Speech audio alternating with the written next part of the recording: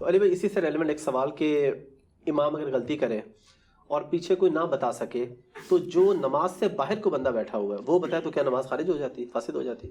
نہیں، باہر والے کو ویسے تو انٹریکشن اس کے ساتھ نہیں کرنی چاہیے، ٹھیک ہے، لیکن اگر باہر والا بتاتا ہے تو یہ فقہ حنفی والوں نے ایک مسئلہ بنایا ہوا ہے کہ نماز جو ہے وہ فارغ ہو جائے گی۔ کیوں فارغ ہو جائے گی؟ خام خواہ آپ نے یہ چیزیں بنائی ہوئی ہیں، اس سے کوئی فرق نہیں پڑتا، باہر والا بھی بتا دے تو کوئی فارغ نہیں ہوگی۔ اور دوسرا اصل ایشو میں آپ کو بتاؤں کہاں ہوا ہے، یہ جو سامع ہے نا، ہمیشہ ان کی منزل آپ کو پتا ہے اس پڑھانے والے سے کمزور ہوتی ہے۔ جی جی، جو کمزور ہوتا ہے اسے سامنے بنایا جاتا ہے۔ اور منو دسو نیلے دے دہلا، صحیح بات، نیلے میں دہلا۔ اب مجھے بتائیں جب سامع کمزور والے کو بنایا جاتا ہے اور وہ اس قابل نہیں ہوتا کہ امامت کروا سکے تو کہتے ہیں تو سامع بن جا، انہیں پھر غلطیاں کی کرنی ہیں۔ اس کا بڑا آسان سا طریقہ ہے کہ مصحف ہاتھ میں پکڑے۔ فقہ حنفی نے جہاں مار کھائی ہے نا وہ یہ ہے کہ یہ کہتے ہیں مصحف آپ نے ہاتھ میں پکڑا، اس سے ایک لفظ بھی پڑھا آپ کی نماز فاسد۔ اب ان کو کون بتائے کہ بخاری میں لکھا ہے کہ زکوان ایک غلام تھا سیدہ عائشہ کا جو رمضان میں قیام اللیل کرواتا تھا مصحف ہاتھ میں پکڑ کے۔ امام بخاری نے باقاعدہ چیپٹر کی ہیڈنگ میں لیا اور اس کی پوری سند المصنف ابن ابی شیبہ کے اندر اور سنن الکبریٰ البیہقی کے اندر موجود ہے۔ تو صحابہ کرام تو یہ کرتے تھے۔ مصنف ابن ابی شیبہ میں تو یہاں تک موجود ہے کہ یہ تو میں نے آپ کو بتایا کہ وہ مصحف پڑھ کے امامت کرواتا تھا، وہاں پہ کہ صحابہ کرام سامع ہوتے تھے، قرآن کو ہاتھ میں پکڑتے تھے۔ کوئی ڈیسک رکھا ہوتا تھا، سجدے میں جاتے وقت اس کے اوپر رکھ دیتے تھے۔ نہ بھی رکھیں آپ، اگر زمین پہ بھی رکھتے ہیں کوئی ایسا مسئلہ نہیں، بس اس کو پاؤں نہ ٹچ کریں۔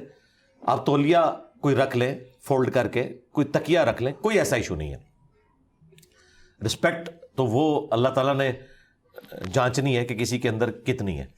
تو یہ جو مسئلہ انہوں نے گھڑا ہے کہ آپ مصحف پکڑ نہیں سکتے۔ آپ سعودی عرب میں جائیں، آپ دیکھیں رمضان میں لوگوں نے مصحف پکڑے ہوتے ہیں۔ یہ مصحف اگر انہوں نے پکڑے ہوتے ہیں نا، نہ امام غلطی کھاتا اور نہ ہی سامع جو ہے وہ اس طرح چیپلی اسے آگے بھاگنے دیتا۔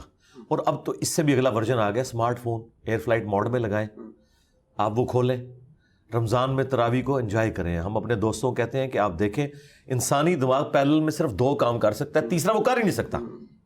وہ 2 کام آپ کریں، جب وہ قرات کر رہے ہیں آپ عربی پہ نظر رکھیں، نیچے نیچے اردو دیکھتے جائیں۔ میں آپ کو کہتا ہوں پوری نماز میں آپ کو وسوسہ ہی نہیں آئے گا، تیسرا کوئی چیز وہ دماغ سوچ ہی نہیں سکتا۔ تو پیرلل میں آپ کا قرآن بھی کور ہوگا۔ یقین کریں جو 1.5 گھنٹے کی تراویح آپ کو لگتا ہے کہ 1.5 سال کی ہوگی ہے نا، آپ کہیں گے یہ فوراً ختم ہوگی۔ میں آپ کو بتاؤں کہ مجھے قرآنک عربی اچھی آتی ہے، یعنی میں قرآن کا ترجمہ کہیں سے بھی کر لیتا ہوں۔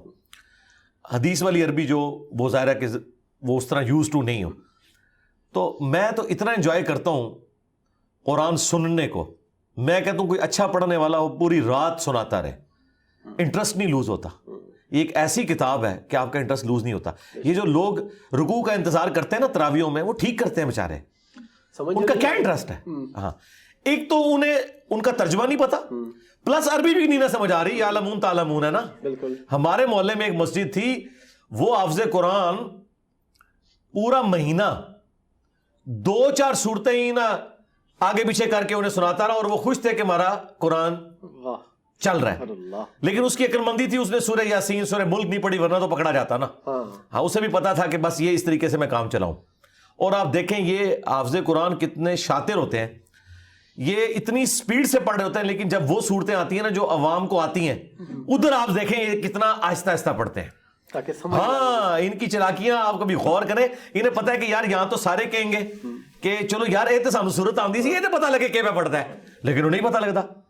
ٹھیک ہے، اس لیے نا وہ پھر کہتے ہیں آہستہ پڑھو آہستہ پڑھو، تاکہ اس چیز کو ہم اویل کریں کہ یار ہم ٹھیک پڑھ رہے ہیں۔ اور جیسے ہی وہ صورتیں گزرتی ہیں پھر دڑ دڑ کر کے نا آگے چلتے ہیں۔ اور یہ میں آپ کو بتاؤں یہ قرآن کی توہین ہے۔ قرآن میں واضح حکم ہے ورتل القرآن ترتیلا، قرآن کو آپ نے ٹھہر کر پڑھنا ہے، عربی لہجے میں پڑھنا ہے، اسے معروف عربی میں پڑھنا ہے۔ ویسے آپ مجہول عربی عام حالت میں بول سکتے ہیں اللہم صلی علی محمد، لیکن صلی لفظ ہے، لیکن یہ چل جائے گا۔ لیکن قرآن میں لام زیر لے نہیں آپ پڑھیں گے، لام زیر لی ہی پڑھیں گے۔ تو یہ سیکھنا ضروری ہے۔